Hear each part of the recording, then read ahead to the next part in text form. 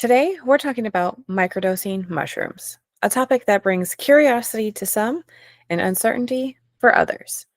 My goal with this episode isn't to promote it, discourage it, or offer medical advice.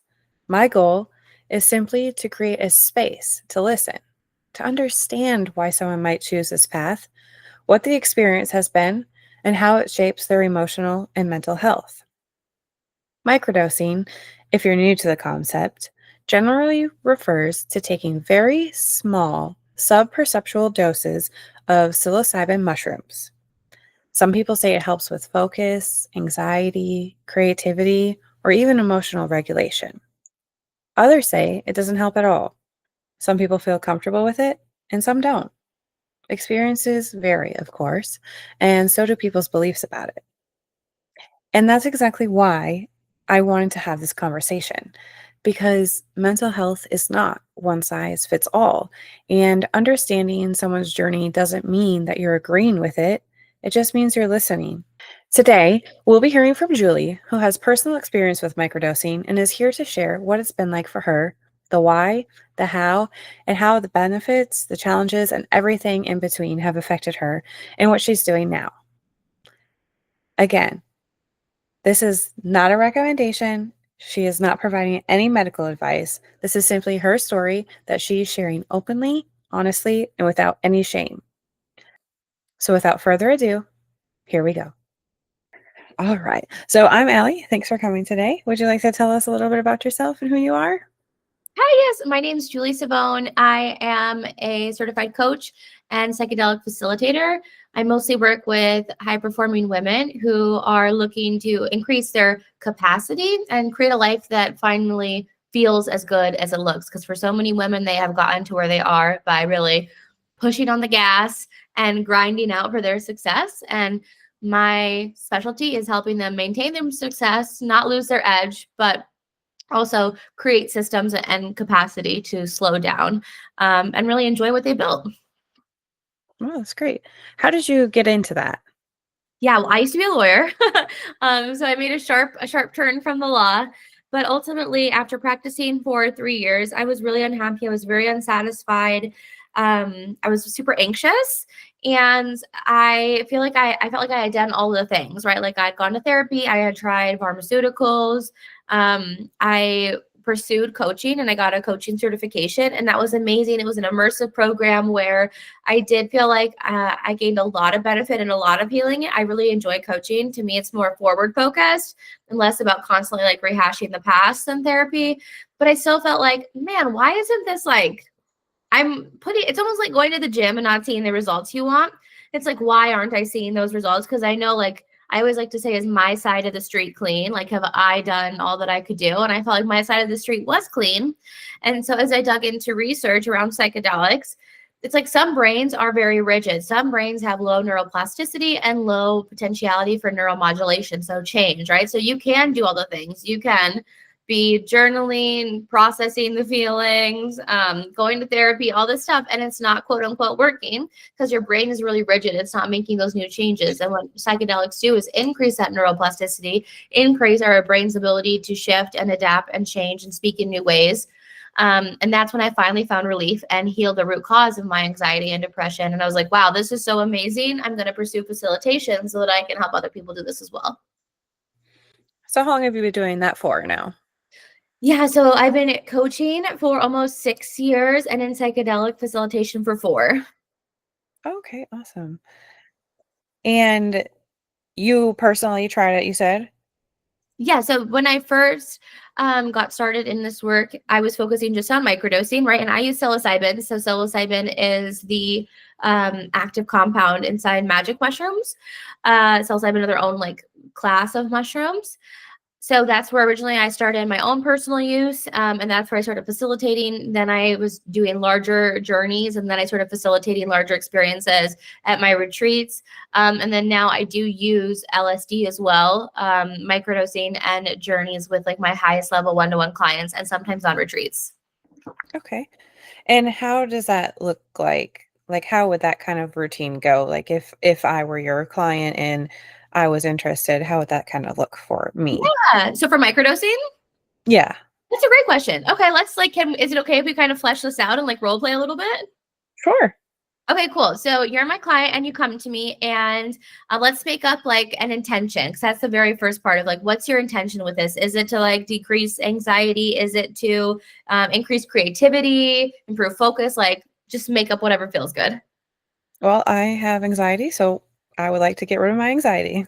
Okay, awesome. So we would talk about different protocols. So the protocol is a schedule you follow.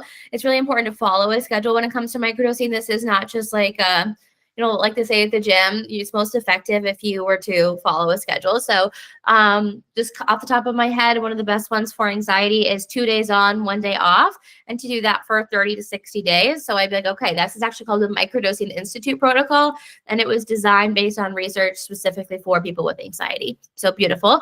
We're going to follow that one. And then we're going to talk about dosage, right? So I'm a very slow and low type of person, meaning I want microdosing to remain truly subperceptual. Dr. James Fadiman is the doctor is the father of microdosing. He coined the term. But as we know, microdosing isn't just about psychedelics. You could also microdose cannabis. We hear about microdosing GLP-1. So it's just taking a percentage of a full dose.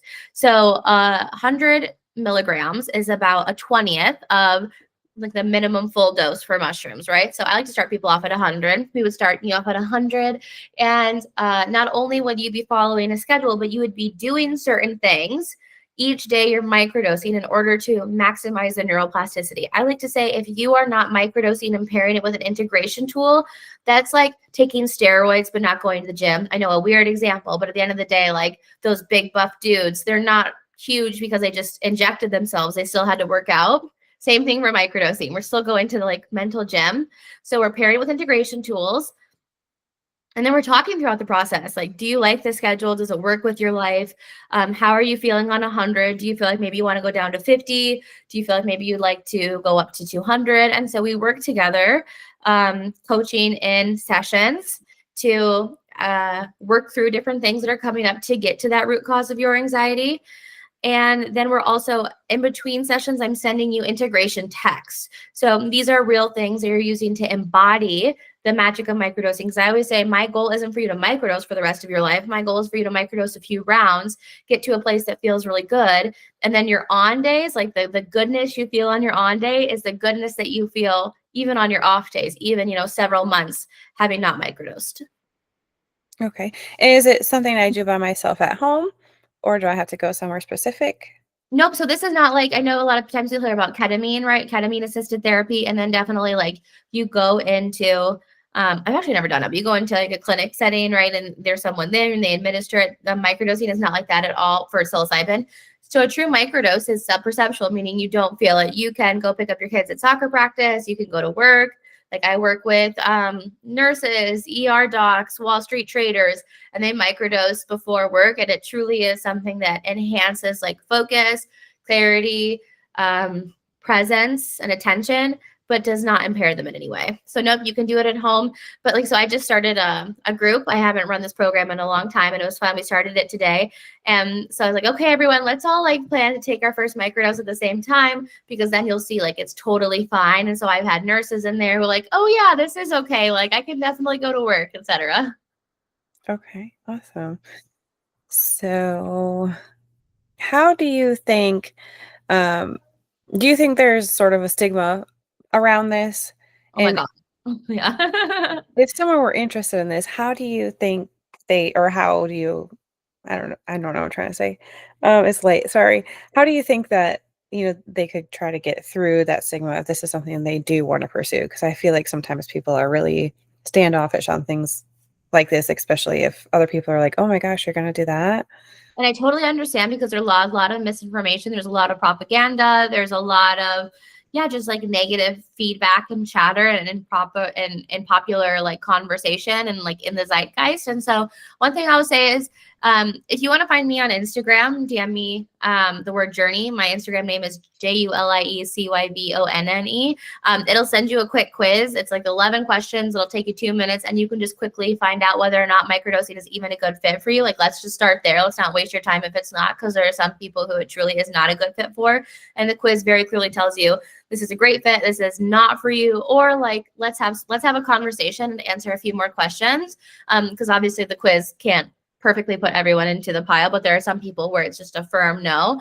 And from there, like, I would say I'll just kind of talk about a few of the biggest misconceptions, but then if someone ever has like a specific thing that they're like an idea in their head that's saying like, this is why I wouldn't do it, like, please feel free to DM me. I'm always open to having a conversation. But I think the biggest one is one we've already talked about, which is like, I'm going to be impaired. No, you won't. A true microdose, you absolutely will not be impaired. You'll be able to go live your daily normal life. Everything will be fine. Another big one that was put out there by the government and dare, it's like, you're scramble your brains. That I don't even know what that means. No, you will not. Like, unless you have a lobotomy or something, like, what is scrambling your brains?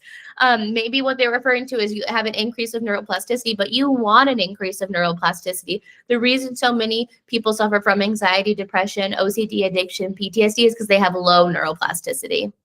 So you actually want more activity up there in order to feel relief from those mental health issues. And do you have anyone that's like coming up to mind, like something you've heard? Maybe I could like debunk it. Yeah, so people say that they will have a bad trip or they'll like get stuck or Oh my gosh, yes. Okay, perfect. Well, so first of all, in microdosing, you're not going to trip. Like, you just don't trip. It's so small that you don't trip. But let's say you are curious about having a larger guided intentional experience, because that's what happens at my retreats. It's in a therapeutic setting. It is very, like I said, intentional. It's an inward journey. It's not like at a rave. But when we think about having a bad trip, which is a full-fledged journey, right? What the research shows us is that when we control for something called set and setting, we make the possibility of a bad trip almost negligible. Like, truly, it's like you have a 98% probability of something, like of not having a bad trip, of having a good trip. And set and setting refers to the mindset you're in when you enter the experience and the environment you're in. So that's why everything in my retreats, like, and I'm not like some little puppet master, but truly everything I say, it's very intentional and it's meant to create safety for you. I answer all of your questions. You can see you're in like a beautiful home that is very safe, that is private. You're with a very small group of other women who like you get to know before you ever experience the trip. So you feel like, I know these women, I like them. We're all here to do like the same good work. So I'm proud to say that I've hosted 9 retreats and multiple private journeys, and I have never had one person have a bad trip because I control for set and setting. Perfect. Thank you. I think that's one of the biggest things, of course, that you see. Sure. So you want to talk about more about your retreats?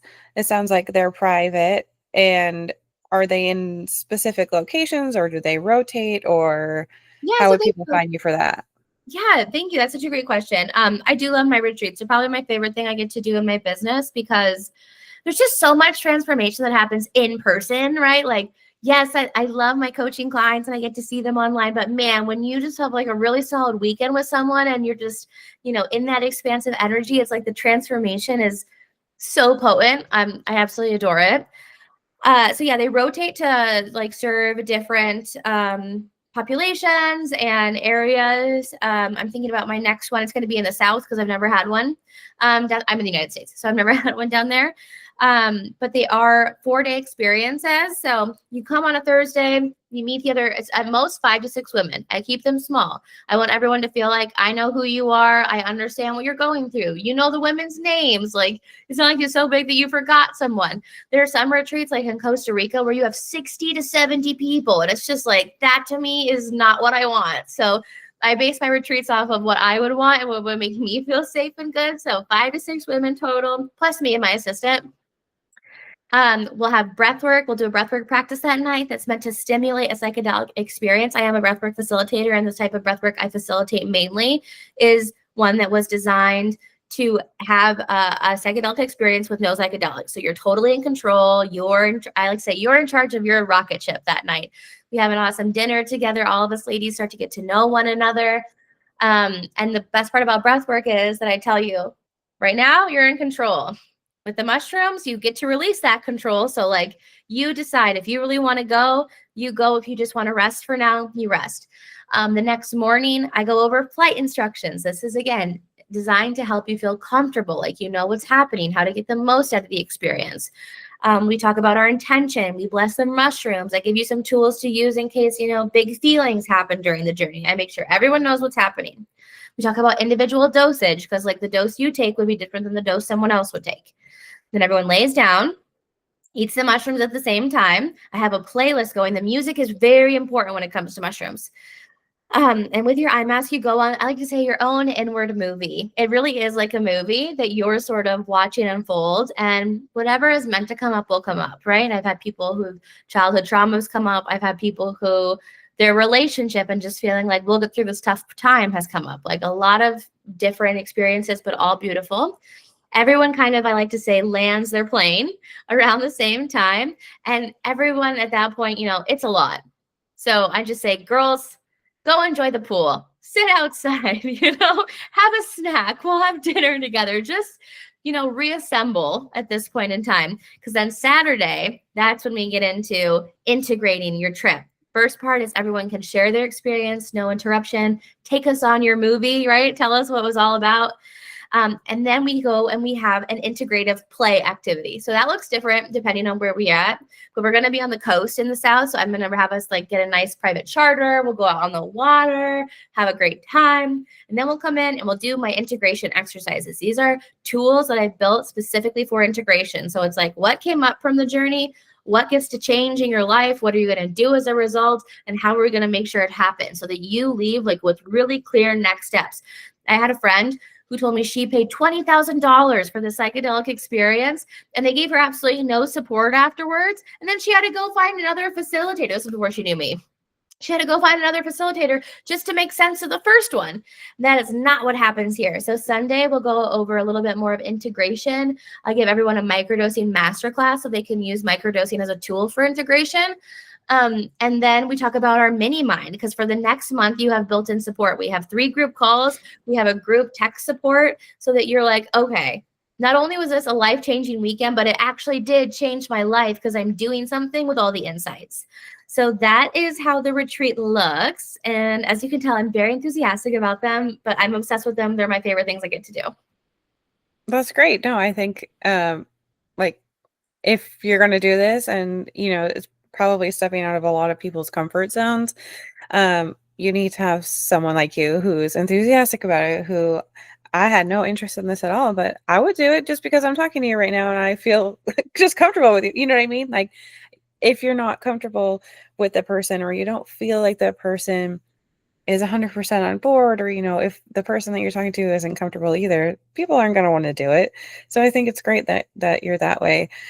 If we could just go back to you personally, what is your personal experience? Like was there anything surprising that happened when you first started your journey of microdosing for you personally? Yeah, I do just want to put one little thing out there. And I think what you said was just like so true. And maybe you didn't even realize like how true it was within the psychedelic world, simply because like I know that you said I'm not interested in this, like I've never pursued this at all. But what you said about if you're not comfortable with a person, please don't sign up to work with them. Like if you're listening to this and you're thinking that girl is not my vibe, me not being your vibe will very negatively impact your experience. So like you definitely get to find someone who is your vibe, because psychedelics are extremely suggestible. So unless you feel like I love that girl's energy, you know, you don't need to be obsessed with me, but if you're like, I like that girl's energy, I feel like safe with her and she makes me feel comfortable, then that's yes. But truly, I don't care if you work with me or someone else, please don't work with someone where you feel uncomfortable or they're not 100%, like you're not full body yes. Okay, I'm getting off my soapbox. Yeah, so for me, what surprised me, honestly, I didn't think my anxiety was ever going to go away. I remember crying on my couch. This was like 8 years ago, just sobbing one night. It was winter, like it is for me right now. And I was like, I'm doomed. I'm always going to have some level of anxiety. I'd gone to therapy. I had tried Prozac. And I was just like, I'd worked out. I had done the body scan meditations. And I was like, why isn't this working? Like, it sucks. I'm just always going to be anxious. And it felt like someone should have just tattooed anxious across my forehead. And so honestly, when I like didn't have it anymore, and now it's been like 5 years since I've experienced, not since I've obviously sometimes, right? Someone feels anxious, but like I was anxious, like period. I I was an anxious person. Sometimes I'll still like experience anxiety, but like I am not an anxious person. That was so crazy to me. I was just like, this is wild. Life is beautiful. Right. And is this like, so going back to medicine, like pharmaceuticals, like we usually, they say it's not for life, but generally you're on it for a very long time, if not forever. Is this the same sort of thing, or is this like a short-term thing?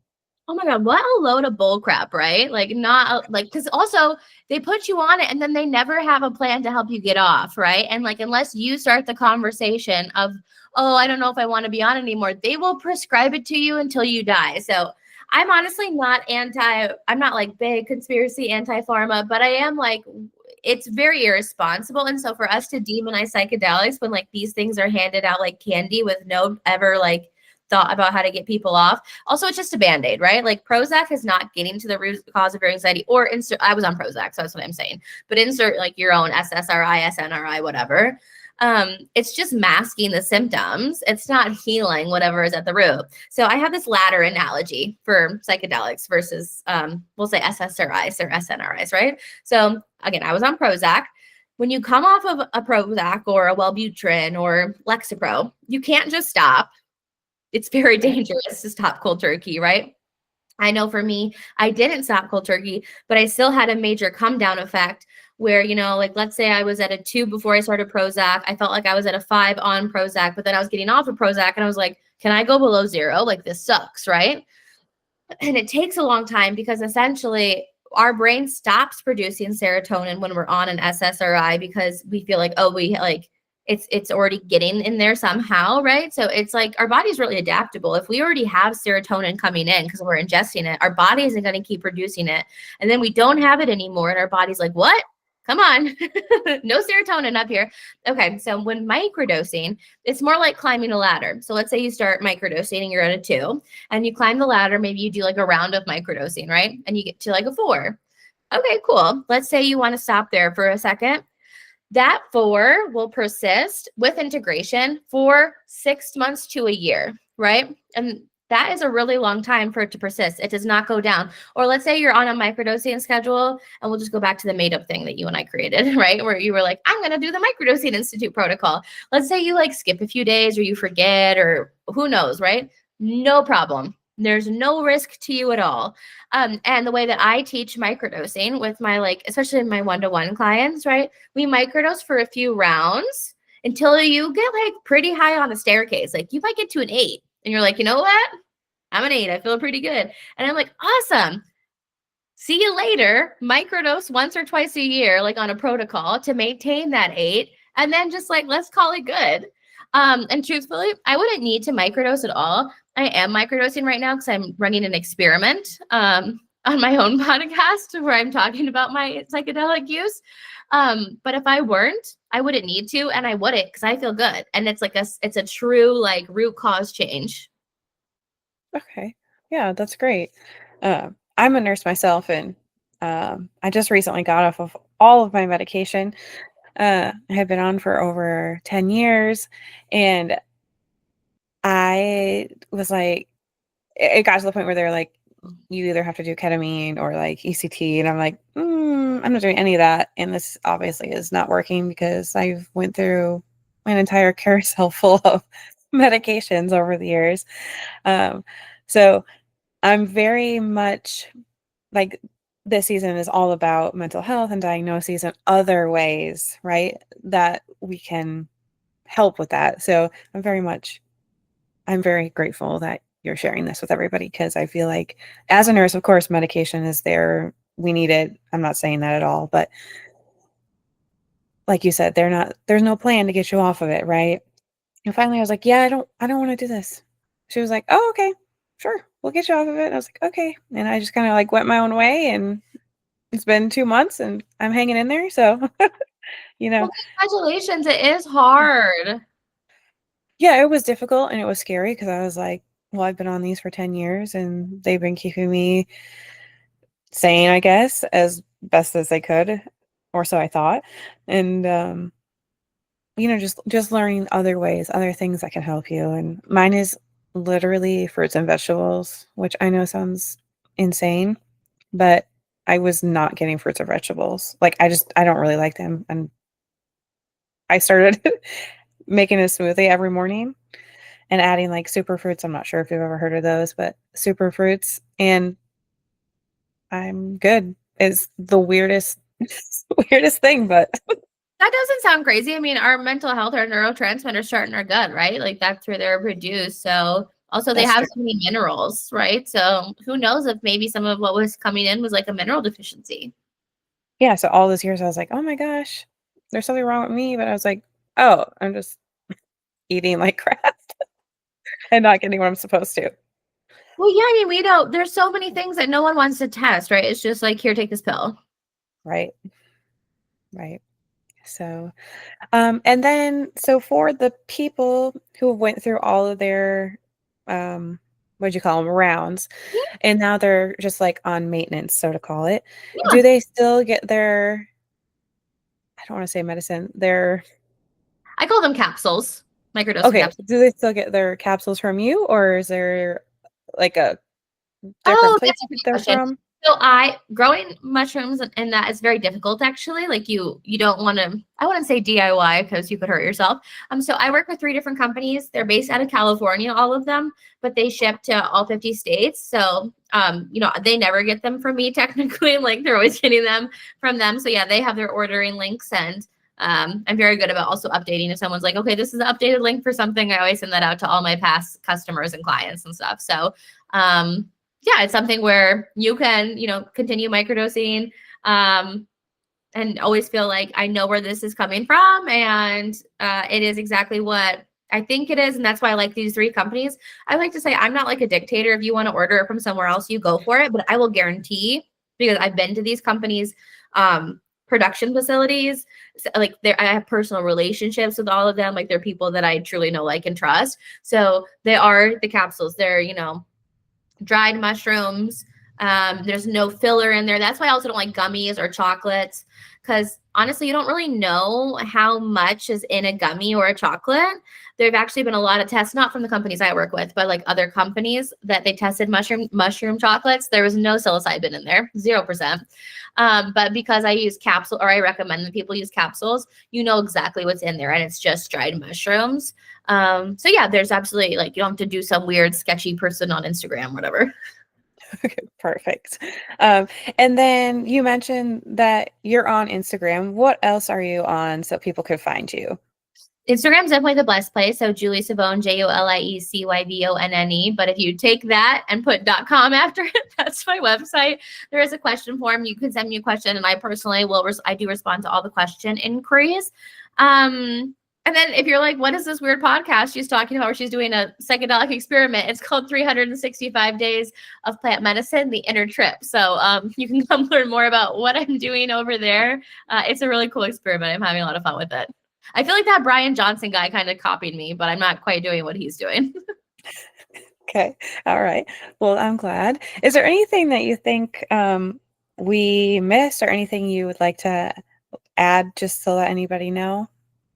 What? Feeling like, okay, I'm interested in this conversation. It's something that I've been looking for. I'll be enrolling for my incubator. It's only 10 women, so I don't know if it'll be filled by then, but during the month of January. And that's really where we use psychedelics to like increase the capacity and get to our next level through ease and grace, not like hustle and grinding. And I like to say really find out what it's like to exist in your zone of genius, not just like touch it once in a while. But for anyone at any time, Unbreakable, my DIY text program, is a great place to start. So if you're interested in either of those, you can reach out to me. It'll be on my website. You can DM me. But I really appreciate that you were willing to have this conversation with me, because I know that you said you're not like, this isn't something that is for you. But I also want to say, this is a little bit of an aside, but I do feel like you made the right choice about ketamine. And you're probably like, but this girl's a facilitator. I really am not a fan of ketamine. It's not natural, obviously. And I have some strong feelings that I'm happy to get into at another time about ketamine. So I think you made the right choice. Well, thank you. I appreciate it. I think I did too. And it was just one of those things. I was like, nope, I'm good. I'll figure this out. Seriously, thank you so much. I learned so much, and I think a lot of people are going to learn a lot. And honestly, just thanks for reaching out, and I'm glad this got to work out. Me too. I'm really happy. I really appreciate the conversation. Thank you. And I hope you have a good Christmas, okay? Oh, you too. Merry Christmas. Merry Christmas. All right, bye-bye. Bye. Thank you so much, Julie, for being open, honest, and willing to share a deeply personal journey. Conversations like these remind us that mental health is rarely linear and is never identical from person to person. Microdosing mushrooms remains a topic full of curiosity, strong opinions, stigma, and evolving research. And what we heard today is just one experience. Some people feel supported by alternative approaches, others don't. Some find clarity in it, and some find it doesn't help at all. The most important thing, and the message I want to leave with you, is that you deserve to make your own informed, mindful decisions about your mental health. Always talk to qualified professionals, do your own research, understand the risks and the benefits, and choose the path that aligns with you and your values, your safety, and your well being. Your mental health journey doesn't have to look like anyone else's. It doesn't have to fit inside a box. It just has to support you and only you. If today's episode sparks some curiosity, compassion, or reflection, I hope you give yourself a moment to truly sit with it. Ask yourself what you need right now. How are you feeling?